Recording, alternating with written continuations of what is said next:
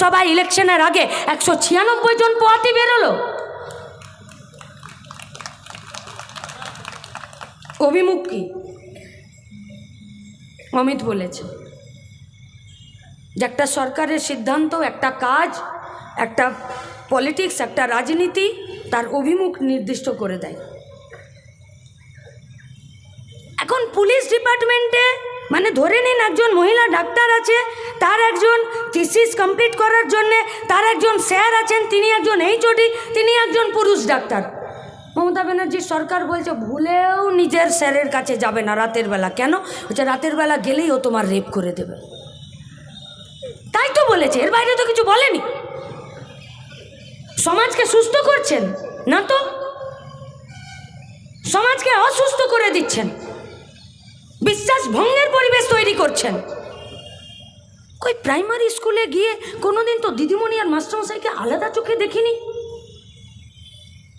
দুটোই শিক্ষক ছিল, একটা দিদিমণি একটা মাস্টারমশাই। রাজ্যের সরকারের নিদান দেবার অভিমুখ কি? যে দিদিমণি মাস্টারমশাইকে বিশ্বাস করবেন না? এই এত কিছু অবিশ্বাস আস্থার পরিবেশে আমরা সবথেকে বেশি বিশ্বাস করি ডাক্তারকে। তাও ডিটারজেন্ট, ওই ঘড়ি ডিটারজেন্টের মতন নয়, পেলে ইস্তেমাল করো ফির বিশ্বাস করো, এসা নেই। পাড়াতে বললাম কয়েকদিন ধরে খুব পেটে ব্যথা করছে, বুঝলে, আত্মীয় স্বজন পাড়া প্রতিবেশী বলল ওই ডাক্তারটা ভালো, ওর এরকম একবার পেটে ব্যথা হয়েছিল, ওই সারিয়ে দিয়েছিল।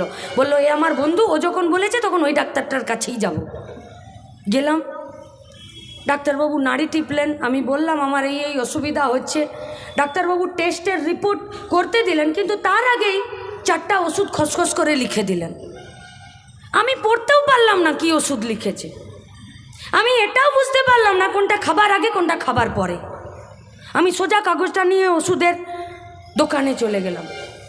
দোকানদার ওষুধের ডাক্তারের লেখা দেখে বলে দিল এই এই ওষুধটা দে, ওই ওষুধটা দে, সেই ওষুধটা দে, দিল। তারপর বললো এটা খাবার আগে খাবেন, এটা খাবার পরে খাবেন, এটা এইভাবে খাবেন, ওটা গরম জলে খাবেন। আমি বললাম ডাক্তারবাবু, এই ওষুধের দোকানদারকে যে আমি ভুলে যাব, আপনি একটু কাগজের উপরে লিখে দিন। সে আবার কাগজের উপরে লিখে দিল এই ওষুধটা গরম জলে গুলে খাবেন, এটা খাবার আগে, এটা খাবার পরে, এটা শোবার আগে। আমি ফিরে একটা বার